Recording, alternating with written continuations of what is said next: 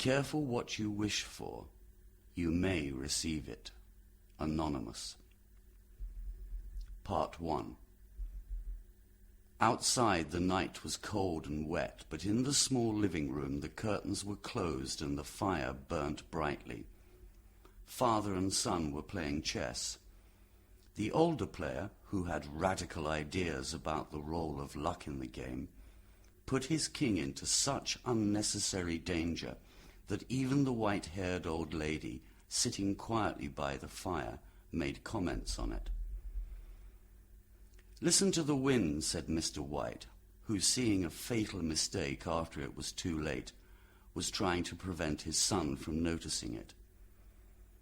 "I'm listening," said his son, looking at the board. "Check." "I shouldn't think that he's coming tonight," said his father, with his hand above the board. "Mate," replied the son. "That's the worst of living so far away from everywhere," shouted Mr. White with sudden and unexpected violence.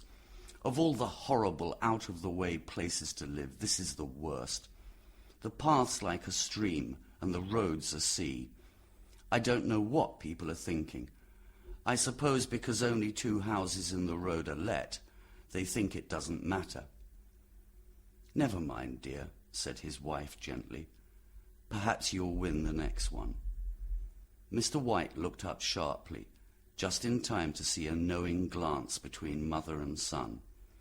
The words died on his lips, and he hid a guilty smile in his thin grey beard. "There he is," said Herbert White, as the gate shut loudly and heavy footsteps came towards the door. The old man got up quickly, like a good host, and opened the door. Mother and son could hear him chatting with the new arrival before bringing him into the living room. "Sergeant Morris," he said, introducing him to his wife and son.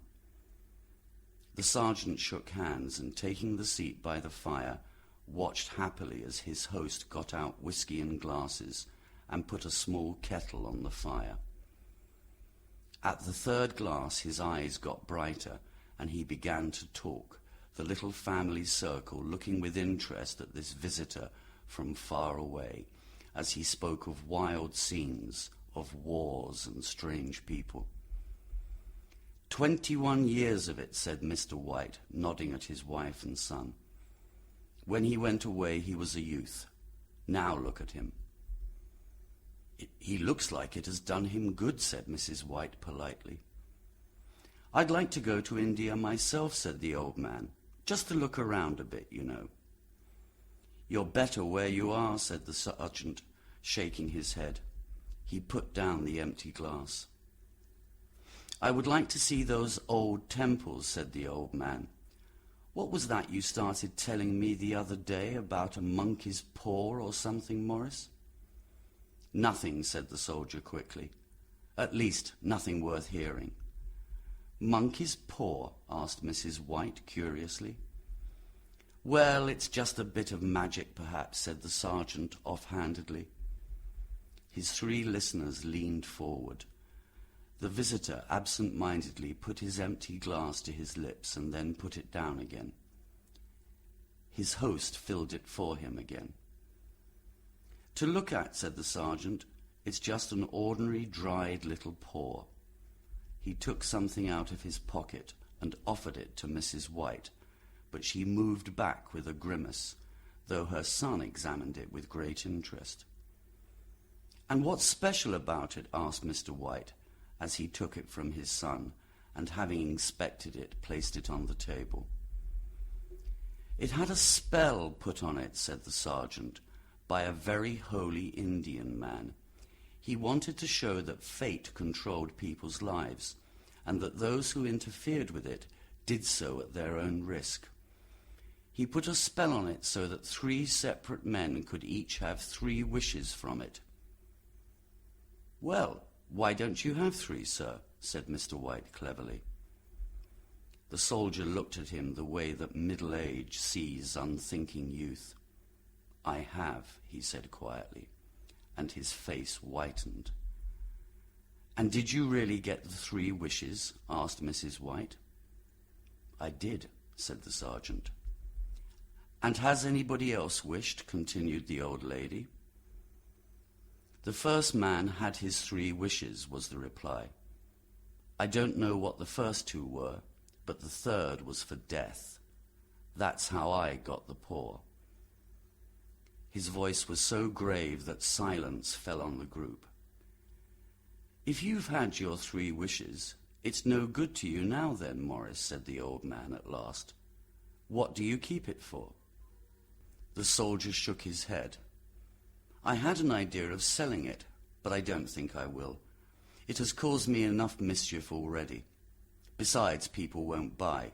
They think it's a fairy tale, some of them. And those who do think anything of it want to try it first and pay me afterwards." "If you could have another 3 wishes," said the old man, eyeing him interestedly, "would you have them?" "I don't know," said the other. "I don't know." He took the paw and, playing with it between his fingers and thumb, suddenly threw it on the fire. White, with a slight cry, bent down and snatched it. "Better to let it burn," said the soldier seriously. "If you don't want it, Morris," said the other, "give it to me." "I won't," said his friend stubbornly. "I threw it on the fire. If you keep it, don't blame me for what happens. Put it back on the fire like a sensible man." The other shook his head and examined his new possession closely. "How do you use it?" he asked. "Hold it up in your right hand and make your wish aloud," said the sergeant. "But I warn you of the consequences." "Sounds very strange," said Mrs. White as she got up and began to prepare the supper. "You might wish for 4 hands for me."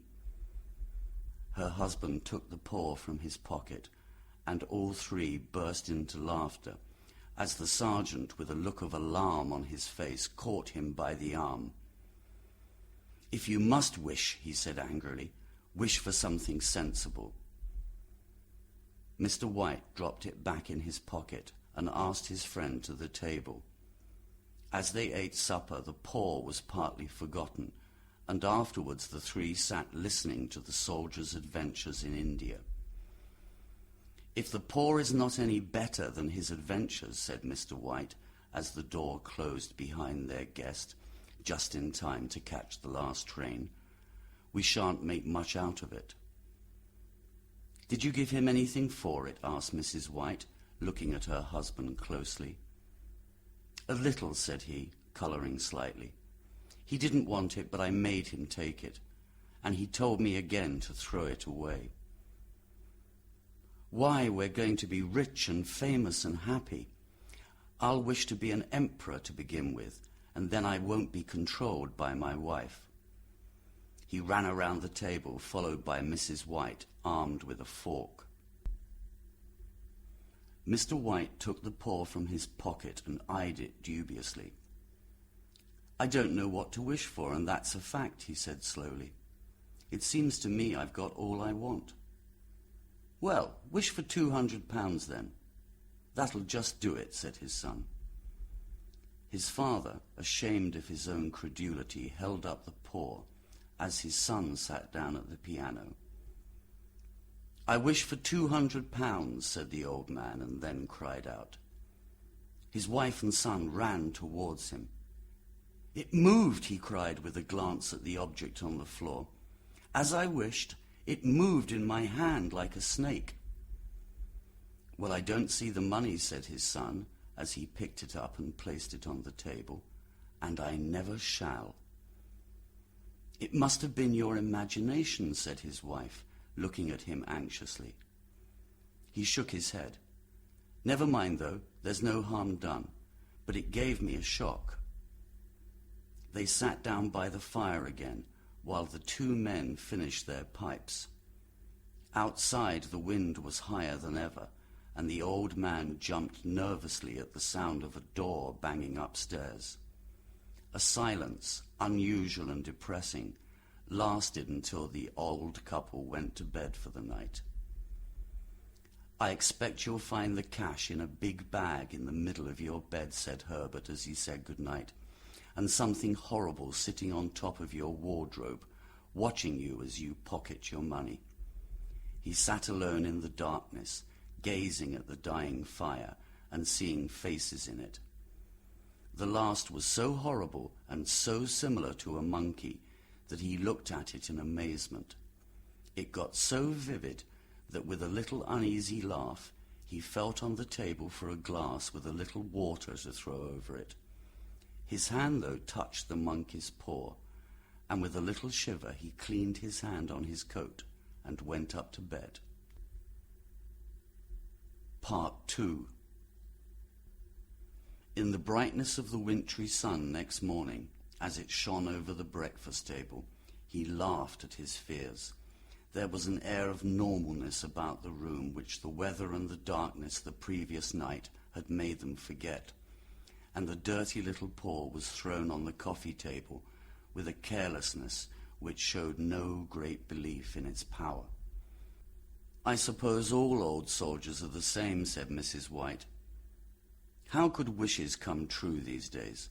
And if they could, how could £200 hurt you?" "It might drop on his head from the sky," said Herbert. "Morris said the things happened so naturally," said his father, "that they seemed like coincidence." "Well, don't spend all the money before I come back," said Herbert as he got up from the table. "I'm afraid it'll turn you into a mean man, and we shall have to leave you." His mother laughed, and following him to the door, watched him walk down the road. Returning to the breakfast table, she laughed at her husband's credulity.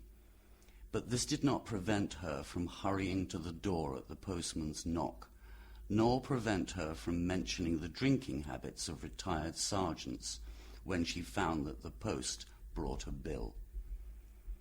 "Herbert will make more funny remarks, I expect, when he comes home," she said as they sat at dinner.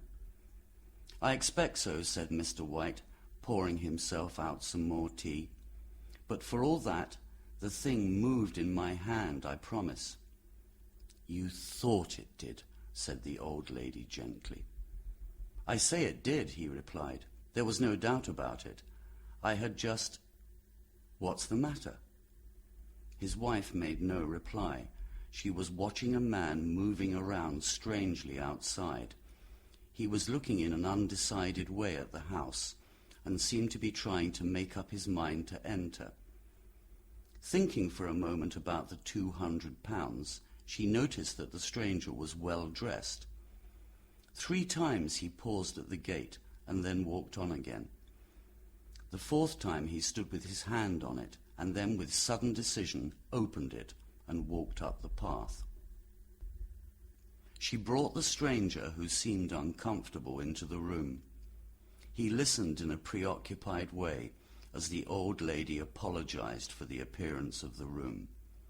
She then waited as patiently as she could for him to mention his business, but he was at first strangely silent. "I was asked to call," he said at last, and picked a piece of cotton from his trousers.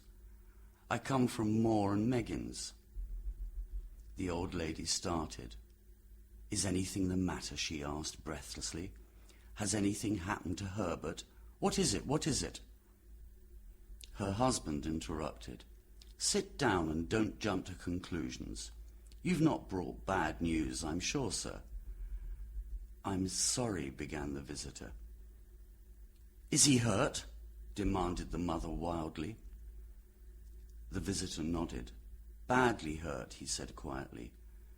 "But he is not in any pain." "Oh, thank God," said the old woman, clasping her hands. "Thank God for that. Thank—" She stopped as she slowly understood. Turning to her husband, she put her trembling hand on his. There was a long silence. "He was caught in the machinery," said the visitor at last in a low voice. "Caught in the machinery," repeated Mr. White, dazed. "Yes." He sat staring out the window, and taking his wife's hand between his own, pressed it as he had nearly 40 years before. He was the only one, he said, turning gently to the visitor. It is hard. The other coughed and walked slowly to the window. The firm wishes to show their sympathy to you in your great loss, he said, without looking round. I am only an employee and following instructions. There was no reply. The old woman's face was white, her eyes staring, and her breath inaudible. I was asked to say that Moore and Meggins, continued the other, accept no liability at all. They wish to give you some money as compensation. Mr. White dropped his wife's hand and, rising to his feet, gazed with a look of horror at his visitor. His dry lips shaped the words. How much? £200 was the answer. Unconscious of his wife's scream, the old man smiled faintly, put out his hands like a blind man, and fell to the floor. Part 3. In the new cemetery, the old people buried their son and came back to the house, standing in shadows and silence. It was all over so quickly that at first they could not understand, and expected something else to happen, something else to ease their load, too heavy for old hearts. But the days passed and expectations became resignation, the hopeless resignation of the old. Sometimes they hardly said a word, for now they had nothing to talk about, and their days were long. It was about a week after that the old man, waking suddenly in the night, found himself alone. The room was in darkness, and the sound of quiet crying came from the window. He sat up in bed and listened. "Come back," he said gently. "You will be cold." "It is colder for my son," said the old woman, and cried again. The sounds of her crying became softer. The bed was warm, and his eyes were heavy with sleep. He dozed until a sudden wild cry from his wife woke him up suddenly. "The paw!" she cried wildly. "The monkey's paw!"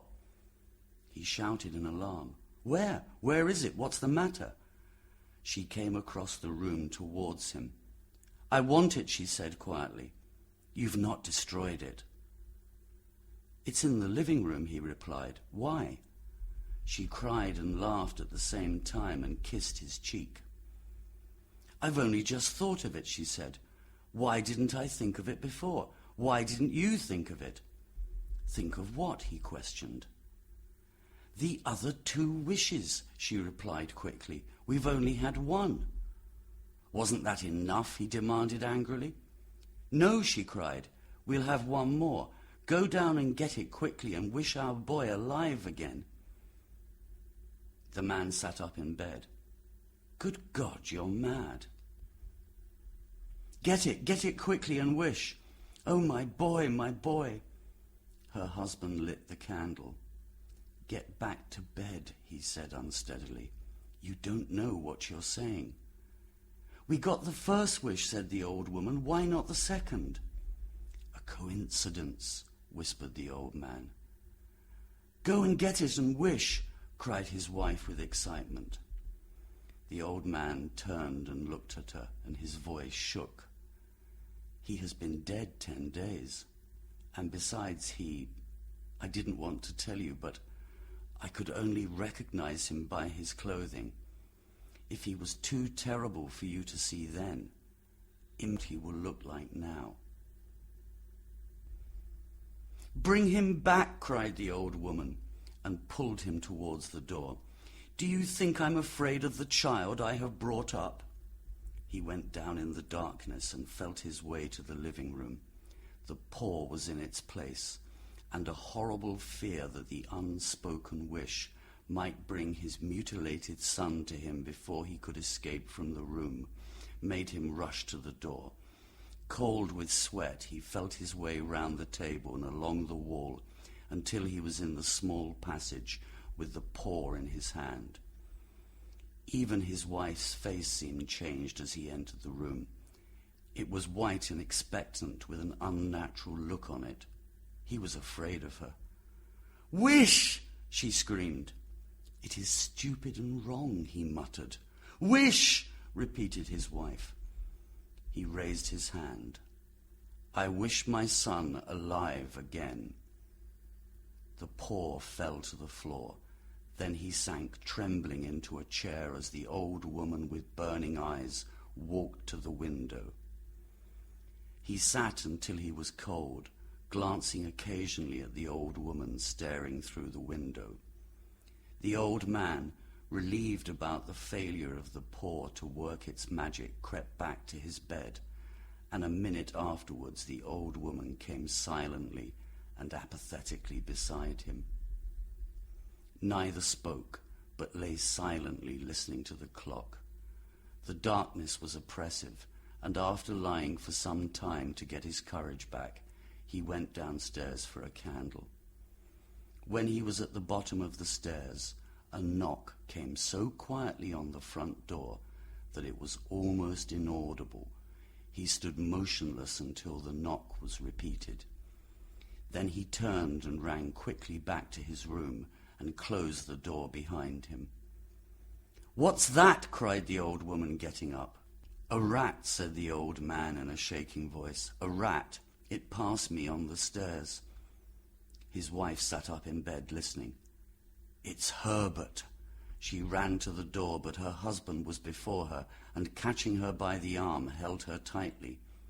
"What are you going to do?" he whispered. "It's my boy, it's Herbert," she cried, struggling mechanically. "I forgot it was 2 miles away. What are you holding me for? Let go. I must open the door." "For God's sake, don't let it in," cried the old man, trembling. "You're afraid of your own son," she cried, struggling. "Let me go. I'm coming, Herbert, I'm coming."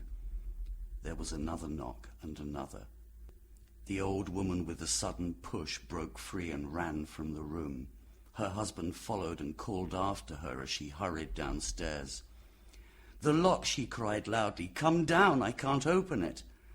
But her husband was on his hands and knees on the floor in search of the paw. If only he could find it before the thing outside got in. He heard the lock as it came slowly back, and at the same moment he found the monkey's paw and breathed his third and last wish. The knocking stopped suddenly, although its echoes were still in the house. He heard the lock and the door opened. A cold wind rushed up the stairs, and a long, loud cry of disappointment and misery from his wife gave him the courage to run down to her side and then to the gate. The street lamp opposite them shone on a quiet and deserted road.